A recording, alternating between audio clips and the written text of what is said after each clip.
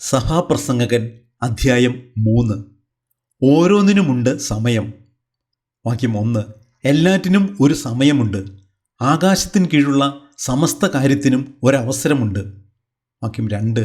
ജനിക്കാൻ ഒരു കാലം, മരിക്കാൻ ഒരു കാലം, നടാൻ ഒരു കാലം, നട്ടതു പറിക്കാൻ ഒരു കാലം.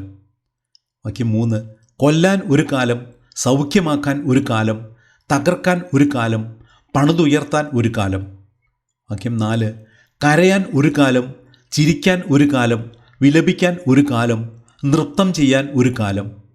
വാക്യം 5.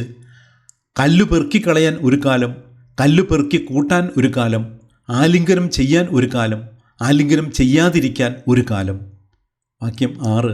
സമ്പാദിക്കാൻ ഒരു കാലം, നഷ്ടപ്പെടുത്താൻ ഒരു കാലം, സൂക്ഷിച്ചു വയ്ക്കാൻ ഒരു കാലം, എറിഞ്ഞു കളയാൻ ഒരു കാലം. വാക്യം 7. കീറാൻ ഒരു കാലം, തുന്നാൻ ഒരു കാലം, മൗനം പാലിക്കാൻ ഒരു കാലം, സംസാരിക്കാൻ ഒരു കാലം.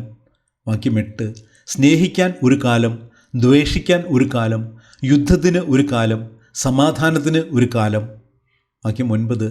അധ്വാനിക്കുന്നവന് അവൻ്റെ അധ്വാനം കൊണ്ട് എന്തു ഫലം. വാക്യം 10. ദൈവം മനുഷ്യമക്കൾക്ക് നൽകിയ ശ്രമകരമായ ജോലി ഞാൻ കണ്ടു. വാക്യം 11. അവിടുന്ന് സമസ്തവും അതതിൻ്റെ കാലത്ത് ഭംഗിയായിരിക്കത്തക്ക വിധം സൃഷ്ടിച്ചു. മനുഷ്യ മനസ്സിൽ കാലത്തിൻ്റെ സമഗ്രതയെക്കുറിച്ചുള്ള ബോധം അവിടുന്ന് നിക്ഷേപിച്ചിരിക്കുന്നു. എന്നാൽ ദൈവത്തിൻ്റെ പ്രവൃത്തികൾ അത്യന്തം ഗ്രഹിക്കാൻ അവന് കഴിവില്ല. വാക്യം 12. ജീവിതകാലം മുഴുവൻ ആനന്ദിക്കുകയും ആസ്വദിക്കുകയും ചെയ്യുന്നതിനേക്കാൾ കാമ്യമായി മനുഷ്യർക്ക് യാതൊന്നുമില്ലെന്ന് ഞാൻ അറിയുന്നു. വാക്യം 13.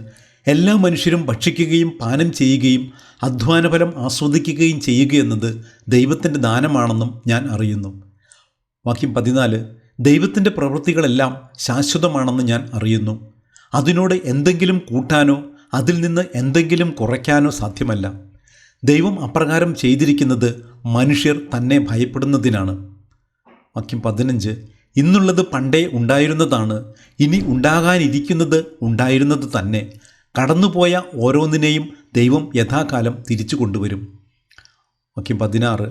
സൂര്യന് കീഴെ ന്യായപീഠത്തിൽ പോലും നീതി പുലരേണ്ടിയിടത്ത് തിന്മ കുടികൊള്ളുന്നതായി ഞാൻ കണ്ടു. വാക്യം 17. ഓരോ സംഗതിക്കും ഓരോ പ്രവൃത്തിക്കും ദൈവം സമയം നിശ്ചയിച്ചിരിക്കുന്നതുകൊണ്ട് അവിടുന്ന് നീതിമാനെയും ദുഷ്ടനെയും വിധിക്കുമെന്ന് ഞാൻ വിചാരിച്ചു. വാക്യം 18. മനുഷ്യമക്കൾ വെറും മൃഗങ്ങളാണെന്ന് അവരെ കാണിക്കാൻ വേണ്ടി ദൈവം അവരെ പരീക്ഷിക്കുകയാണെന്ന് ഞാൻ കരുതി. വാക്യം 19.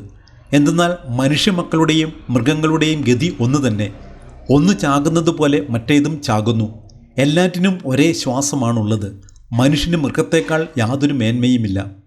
വാക്യം 20.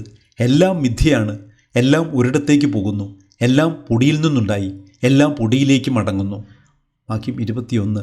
മനുഷ്യൻ്റെ പ്രാണൻ മേൽപോട്ടും മൃഗത്തിൻ്റേത് താഴെ മണ്ണിലേക്കും പോകുന്നുവോ ആർക്കറിയാം. വാക്യം 22.